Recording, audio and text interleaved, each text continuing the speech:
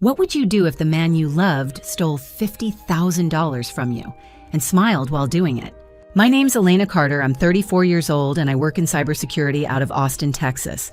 Most days, my life is governed by quiet logic, network architecture, encrypted systems, fraud detection tools. I'm the kind of woman who backs up her backups and sleeps with a hard drive under the bed. But nothing in my professional training prepared me for the biggest breach of trust I'd ever face my own husband. His name is Ethan Carter, and he was the kind of man who made chaos look like charisma. Tall, confident, dangerously smooth. He walked into every room like the world owed him something, and more often than not, people believed it did. When we met, I was drawn in like everyone else. He spoke in dreams and promises plans for a business world travel passion projects that always seemed just one investor away. Meanwhile, I was grinding my way up in tech running simulations, securing financial networks, and keeping a steady paycheck flowing into our shared account. Looking back now, I realize I ignored every warning sign. The vague bank statements, the misplaced receipts, the sudden disappearances always followed by grand emotional apologies. But the real betrayal, the one that ended it all, came wrapped in Italian leather and arrogance. It was a Friday afternoon when he returned. The front door swung open, and there he was, grinning like a kid who'd just won a game no one else knew they were playing. He tossed his sunglasses onto the coffee table and stood in the center of the living room, radiating smugness in a freshly pressed suit and pristine designer shoes. His luggage spilled open on the floor, bursting with luxury logos, Gucci, Montblanc, Berluti. He looked like a walking billboard for bad decisions. "Thanks for the upgrade, my dear," Ethan said with a wink. "First class to Europe. Private terrace suite in the Marais. You really outdid yourself this time." I blinked. Then I laughed, not nervously, not out of shock. I laughed like a woman who had already filed the paperwork and poured the wine. Ethan's smile faltered. "What's so funny?" he asked, confusion creeping into his voice. "Oh, Ethan," I said, shaking my head. "You really have no idea what you've done, do you?" He frowned, cocking his head like a confused puppy. "You're not mad, I echoed. "Why would I be mad? You got exactly what you wanted. The trip, the watch, the fantasy." I leaned casually against the kitchen doorway, arms crossed. My heart wasn't pounding. My palms weren't sweating. I felt calm, eerily calm. Because this wasn't some emotional ambush. This was the execution of a plan 7 days in the making, and he had walked right into it. Ethan kicked off his shoes like he was the king of Versailles. "Seriously, though, you should have told me about that card ages ago. Imagine what we could have done together." I stared at him, speechless for a moment anyway. Not because of what he said, but because of how casually he said it. Like $50,000 meant nothing. Like he hadn't violated the very foundation of our marriage. But instead of screaming, I just tilted my head. "How exactly did you think this was going to end?" He laughed. "You've always been uptight about money, Lena. It's not like you couldn't afford it. You're killing it at work. I figured you'd get over it once you saw how happy it made me." Happy. That was his justification for draining a credit card tied to a program he knew nothing about. What Ethan didn't realize was that the card he used wasn't a personal card. It was part of a corporate fraud simulation tied directly to a federal detection system. I'd created it, monitored it, trained entire teams on how to track it. Every purchase he made, from the $1 $200 dinner in Paris to the $9,000 timepiece, was logged, time-stamped, and reported. The fool had no idea he wasn't a mastermind. He was a case study, and I was the author. He thought he'd scored the ultimate luxury hack, but while he was sipping champagne in Paris, I was quietly watching the walls close in. He thought I was asleep, but I'd spent my career preparing for this exact kind of breach. It was 2:07 a.m. when it happened. The house was silent, the kind of silence that feels thick in your ears.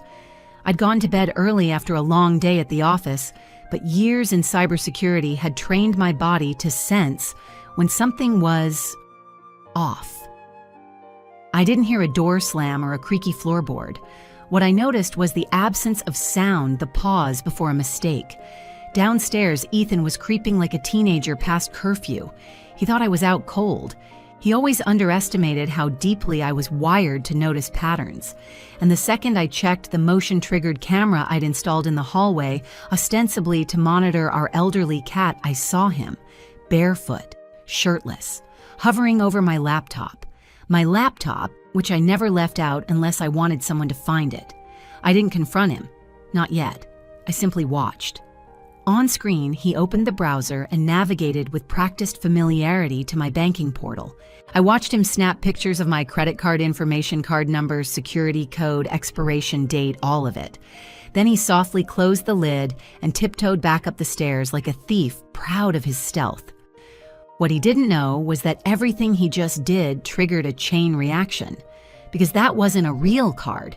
It was a sandbox training asset, a dummy card connected to my company's fraud detection simulation. I used it in monthly corporate workshops to teach employees how to handle internal breaches. And Ethan, my smug, reckless husband, had just become Exhibit A. The next morning, I played it cool.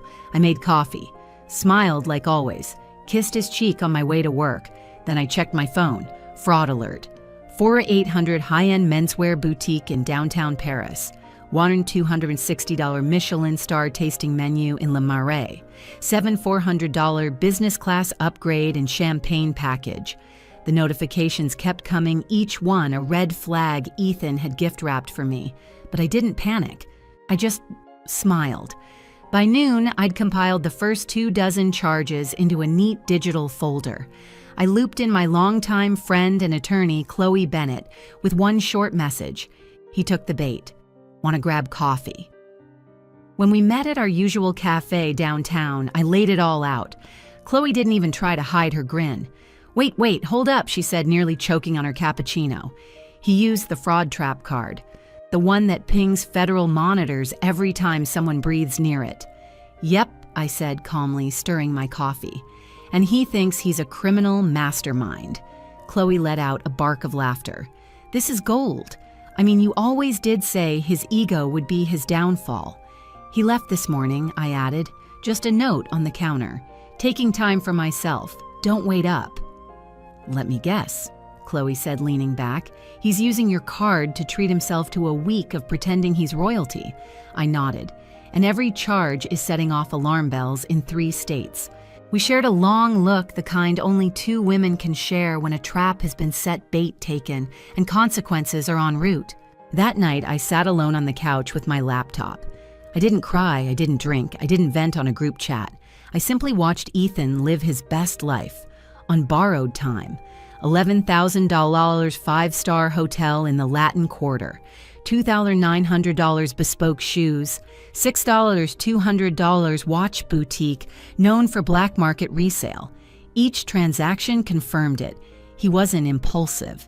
He was entitled. Entitled enough to think I wouldn't notice. Entitled enough to believe I'd never fight back. But I wasn't planning to just fight.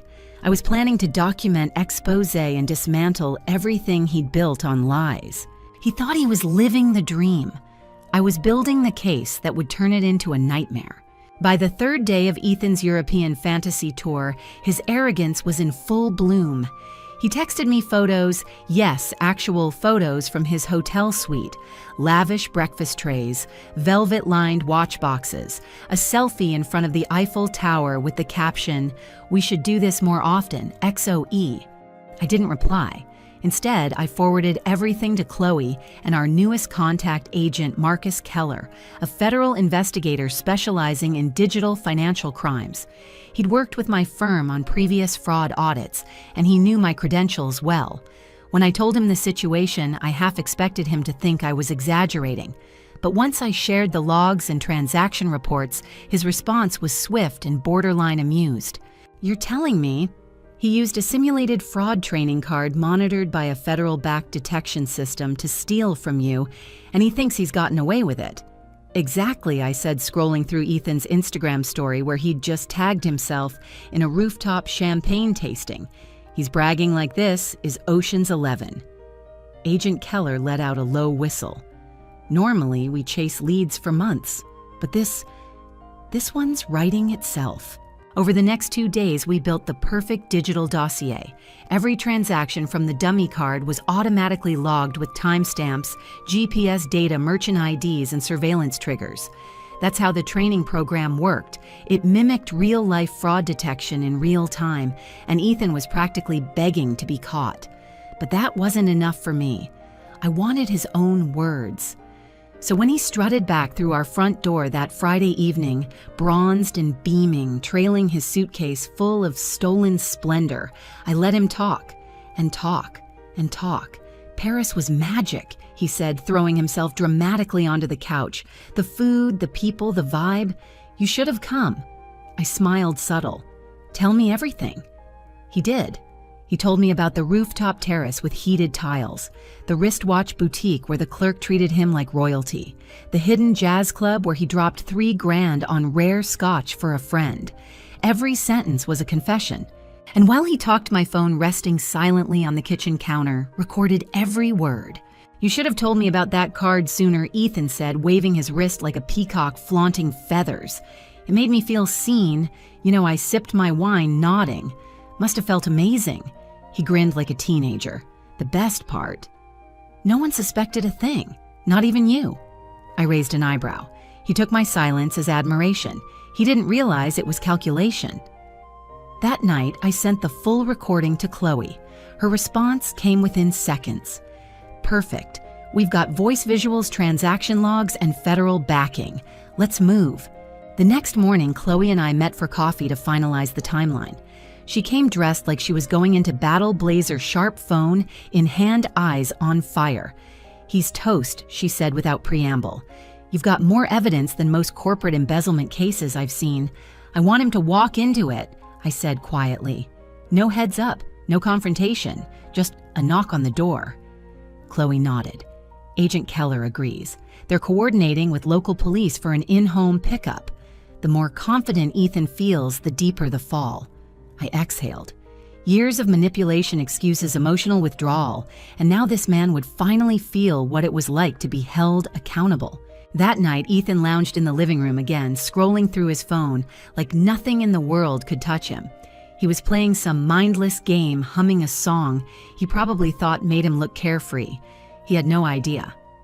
I stood in the hallway just out of sight, watching the back of his head and listening to the buzz of the TV. The weight in my chest wasn't grief. It wasn't fear. It was liberation. I pulled out my phone and texted Chloe 2 words, ready now. He thought he owned the room until the badge came out. That was the moment his fantasy finally collapsed. It was just after 6 p.m. when the knock came. 3 sharp measured taps at the front door. Calm, official. I already knew who it was. I rose from the couch, took one last sip of tea, and opened the door. Standing on the porch were Agent Keller in a dark suit and 2 uniformed officers from Austin PD. No drama, no flashing lights, just quiet federal precision. Good evening, Miss Carter. Agent Keller said, his tone professional but warm. Is Ethan home? I nodded, stepping aside. He's right inside. Feel free to make yourselves comfortable. They entered without hesitation. Behind me, I heard the gentle click of holsters, the quiet shuffle of boots on tile. The atmosphere in the room shifted, thickening with the realization that something was deeply wrong. Ethan looked up from the couch, blinking, confused, then defensive. What's going on? He asked, sitting up straighter, as if posture alone could save him. Agent Keller stepped forward, unbothered. Ethan Carter, you are under investigation for multiple counts of credit card fraud and unauthorized use of financial accounts. We'd like you to come with us for questioning. The air went still. Ethan's smug grin collapsed. Wait, what? No, this has to be a mistake. He turned to me desperate. Elena, say something. This is crazy. I crossed my arms, leaning against the wall with measured calm. I don't know, Ethan. You've been awfully busy lately. Maybe you should explain it to them. The officers approached. Ethan stood up fast, palms out. Hold on, you can't do this. This is my house. She's my wife. Aren't you supposed to stand by me? I didn't blink. Funny. I thought husbands weren't supposed to steal from their wives. Guess we're both learning new things today. His face flushed red, then pale. His voice cracked under the pressure. "You set me up." "No, Ethan," I said quietly. "You set yourself up. I just let you." As they read him his rights and placed cuffs around his wrists, Ethan kept twisting toward me, still trying to bargain, still clinging to the fantasy that charm could save him. "You won't get away with this," he hissed. I smiled, cool and steady. "Oh, Ethan, I already have." The door closed behind them with a crisp click, leaving behind nothing but silence and the faint smell of expensive cologne still lingering in the air. For a long moment, I stood alone in the living room, staring at the space where he'd been. His duffel bag sat open on the rug, luxury items spilling out like confetti after a party no one enjoyed. And then, peace. Real, bone-deep peace. Not the kind you beg for. The kind you build one decision, one boundary, one hard-won truth at a time. An hour later, my phone buzzed. It was Chloe. "He's in the interrogation room now, already spinning a sob story. You were right, he's claiming you gave him permission." I laughed. "Of course he is." "But don't worry," Chloe added. "Between the fraud alerts, the purchase trail, and that lovely recording of him bragging, he doesn't stand a chance." The next morning, Agent Keller called. His tone was calm, but even through the phone, I could hear the tight satisfaction behind his words. "We've got everything we need," he said. "Your husband's soon-to-be ex, I assume, admitted to using the card. He's claiming he didn't know it was linked to a fraud detection system." "Typical," I said. "When in doubt, blame your wife." Keller chuckled. "We're moving forward with the charges, multiple counts of fraud and unauthorized financial use. Given the amount of money involved, he's looking at significant consequences. And thanks to the buyer protection triggers, your accounts will be reimbursed in full." I let out a breath I didn't realize I'd been holding. After all the manipulation, the excuses, the gaslighting, I wasn't just cleared, I was vindicated. His world didn't just collapse in court, it shattered in every room he once ruled. The fallout came faster than I expected. It started with whispers, then texts, then silence. By the end of the week, Ethan's life had been reduced to unanswered calls, frozen accounts, and one very public mugshot, the kind that circulates just enough for the people who matter to see it. His designer purchases confiscated. The flights he'd booked for future business trips canceled. His bank accounts flagged and locked. Apparently, the same charm he used to manipulate me didn't work on fraud investigators. And the woman I'd always quietly suspected, he was seeing behind my back Nicole, a digital marketer with a Chanel obsession and zero subtlety. She dropped him the second she saw the headlines. According to one of Ethan's mutual friends, Nicole's exact words were, "I liked expensive, not indicted." I didn't even flinch. A few days later, my phone rang. The number wasn't saved. Out of curiosity, I answered and immediately regretted it. Elena Ethan's voice cracked through the line, low and frayed. I need to talk to you." I stared out the window, watching the golden afternoon light paint stripes across my floor. I didn't speak. "Elena, please. I messed up. I didn't mean for it to go this far. I was just what I cut in ice behind every syllable. Just planning to steal $50,000 from your wife and hope she wouldn't notice. Just banking on my silence." There was a long pause on the other end, and then softly, "I thought you loved me." My breath caught. "I did," I said. "I love the man I thought you were, not the one who smiled while stealing from me." And with that, I hung up. A week later, Chloe called with the final update. "He took the plea deal," she said. "No jail time, but he has to pay every penny back and perform over 400 hours of community service. Oh, and his credit is officially a burning trash heap." "Poetic," I murmured. "He's banned from opening new financial accounts without direct approval for the next 5 years," she added. "Honestly, I've seen white-collar criminals get off easier, but you played this perfectly." I leaned back on the couch, absorbing the finality of it all. No rage, no panic, just closure.